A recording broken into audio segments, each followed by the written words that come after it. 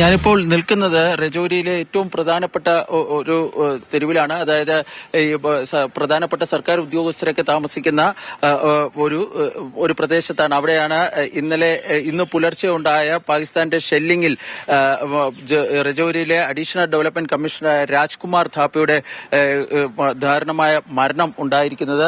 ഇതാണ് ജമ്മുവിലെ ഈ അഡീഷണൽ ഡെവലപ്മെന്റ് കമ്മീഷണറായ ഥാപ്പയുടെ വീട്. ഥാപ്പയുടെ ഔദ്യോഗിക വാഹനമാണ് നമ്മളിപ്പോൾ ഇവിടെ കാണുന്നത്. ഈ വാഹനത്തിൽ ഈ ഷെല്ലുകൾ തറച്ച് ഉണ്ടായിരിക്കുന്ന കേടുപാടുകളൊക്കെ നമുക്ക് കാണാം. ഇന്നലെ ഈ ജമ്മു കാശ്മീരിന്റെ ഉപമുഖ്യമന്ത്രി അദ്ദേഹം ഇവിടെ ഉണ്ടായിരുന്നു.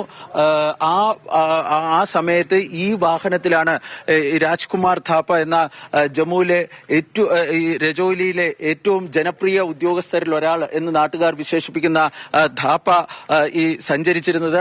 ഈ ഉദ്യോഗസ്ഥരൊക്കെ പറയുന്നതനുസരിച്ചാണെങ്കിൽ ഇതിനുള്ളിൽ, അതായത് ഥാപ്പയുടെ ഈ മുറി ഇതാണ്, ഈ മുറിക്കുള്ളിലാണ് ഈ ഷെല്ല് പതിച്ചിരിക്കുന്നത് എന്നാണ് പറയുന്നത്. തുടർന്നാണ് ആ ദാരുണമായ സംഭവത്തിലാണ് ഥാപ്പ കൊല്ലപ്പെട്ടത്. ഇന്ന് രാവിലെ ജമ്മു കാശ്മീർ മുഖ്യമന്ത്രി ഒമർ അബ്ദുള്ള ട്വീറ്റ് ചെയ്യുമ്പോഴാണ് ഈ ഥാപ്പയുടെ വിയോഗം ലോകം അറിയുന്നത്. ഈ പ്രദേശത്തേക്ക് നമ്മൾ പുറത്തേക്ക് വരികയാണെങ്കിൽ വീട്ടിൽ പാർക്ക് ചെയ്തിരുന്ന വാഹനം പൂർണ്ണമായും തകർന്നിട്ടുണ്ട്. അതിന്റെ ഈ അവിടെയും മറ്റൊരു ഷെല്ല് പതിച്ച ഒരു കെട്ടിടമാണ്. അതായത് ഒന്നിലേറെ ഷെല്ലുകൾ ഈ പ്രദേശത്ത് വീണിട്ടുണ്ട്. आपका गाड़ी है? हाँ, मेरे रिलेटिव है इनकी। क्या हो गया? कुछ नहीं, लॉस है, डैमेज जो यहाँ पर अटैक हुआ एडीसी के रेजिडेंस पे. പതിച്ച ഷെല്ലിന്റെ ആഘാതമാണ് ഈ തൊട്ടടുത്തുള്ള പല പ്രദേശങ്ങളിലും. കാരണം ഈ റോഡൊക്കെ ആകെ ഇതിന്റെ ആഘാതം എന്ന് പറഞ്ഞു കഴിഞ്ഞാൽ റോഡിലൊക്കെ വലിയ കുണ്ടും കുഴിയുമൊക്കെയാണ് ഇപ്പോൾ ഉണ്ടായിരിക്കുന്നത്.